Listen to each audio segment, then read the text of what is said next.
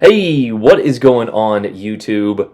Ron here. We are back, ladies and gentlemen. I hope you guys are having a fantastic day here. And guys, I missed something. Well, yesterday was the Ohio State versus Michigan game, and of course, we were victorious there. But I did a good bit of drinking and didn't feel great last night or even parts of this morning. But a huge friend and viewer of the channel here, Mr. Captain Yoink, and I believe a few others, someone else tagged this or put this in my Discord, either, when this video came out or when this image was released here. But shout out to Yoink for tagging me here. And there is something in this image, it's obviously circled right here, that I missed. The Smolensk is teased in this picture here. Now, I believe this is a direct screenshot or copy from the video that they released a few days ago on Patch Notes Day. But the Smolensk has been teased for Legends, as well as the Stalingrad R, which I believe is the rental version. And I don't remember if that was previously or if that is yet to come, but just keep that in mind as well. But the Smolensk, as well as a fun little flag here, are in today's video. So use code BEAUTIFULFLAG on the code redemption page and add it to your in-game collection. So I believe it was, Final Boss stepped up to help our art team by designing a new flag for us. And what a beautiful one, boss. Great job in that regard. So I think he was potentially partly inspired by Wausau's, our beautiful fleet logo, but regardless that is the two big pieces of information for this video. Also, I will link my Discord. There's a lot of great people, a lot of great information. Out of everything with this game, I'm happy of the community most of the time that we have created. There's never a dull moment in my Discord.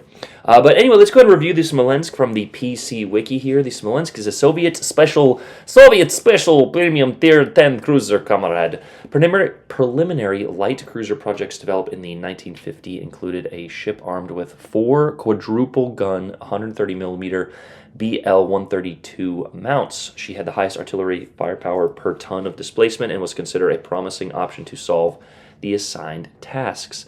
However, the heavy load on production facilities and the leadership's skepticism about the construction of ships with armaments that were not yet ready for production prevented these plans from coming to fruition. So if you guys know anything about this game, most of the Russian ships to most extent were paper ships beyond like the tier 5s or 6s, meaning they were, designed but never built. So that is basically where a lot of these ships come from. And of course, being that Wargaming is a Russian-based somewhat company, they're always typically pretty strong. I remember when I first saw videos of the ship being released on PC, it was absolutely broken, mainly just due to the overpen factor. But you're basically like in Atlanta on steroids with a smokescreen. So think Russian light cruiser, Atlanta type DPM, times 3, but without a radar. Okay, so 32,000 HP. That is of course a balancing factor, but the 130 millimeter guns. That should give us, what is armor pen on that? I believe even with 1/6 pen, what is 130? Clear. 130 divided by 6 is 21.6 millimeters of pen, and does that round up to 22? Some of the Discord dorks are going to have to let me know down below, but you couple that with EOP or the fire chance that this ship gets, and the battleships are not going to be happy for this one. But here's how you counter that. You shoot them and you move around. So the range of these guns here is only listed at 13.8, but with our builds and refill station and different things like that, I'm sure we could push that out to 15, 16. And you're not going to you don't need that much range with these. You can, any cruiser doesn't need excessive range. However, ships like Mino and Worcester with the long arcs really suffer from excessive ranges, as well as keeping yourself spotted when applicable. 35 knot top speed, you do get access to basically some battleship deterrent torpedoes. 8-kilometer range isn't going to be doing much there, but they will pack a punch. 2x5 per side will basically defend you from getting rushed. So there is that. Pros: high rate of fire and shell volume, exceptional DPM, excellent ballistics, high muzzle velocities, and that's what I'm talking about with the aiming. When you have faster shells, it is much easier to aim, as opposed to with the Mino, you're 15 plus, you're basically guessing, you're sending carrier pigeons with AP attached to them.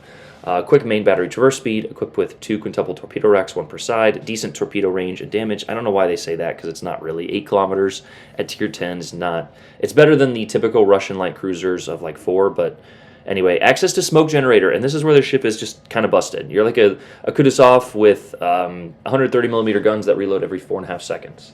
So with a reload build, you're probably looking at 3 seconds. Just insane DPM. Excellent AA suite that can further improve with a defensive AA fire consumable. Battleship shells can overpenetrate the Citadel at close range. So that's what I was talking about. When the ship first came out, it was just insanely broken.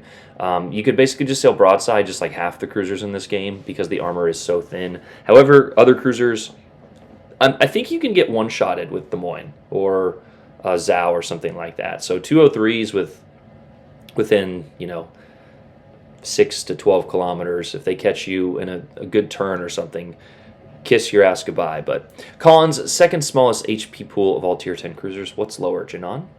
Very poor armor. Also, engine and rudder can be easily disabled with probably HE is what they mean by that. Extremely poor stock main battery range. So torpedoes have poor speed and reload time. Fairly sluggish turn radius for a ship's fairly sluggish turn radius for such a small ship at 750, the worst of all the light cruisers there. Smoke generator has at most 3 charges to stock, so I'm sure there'll just be 2 in our game with fully packed. And this ship might be a candidate for legendary range mod, like I have on like Elbing and Schultz and things like that. So something to keep in mind there. But yeah, the Smolensk is probably coming to the game. Probably like March of next year, if I had to guess. We have already kind of got surprised with the 2 extra legendary ships coming in this Christmas update.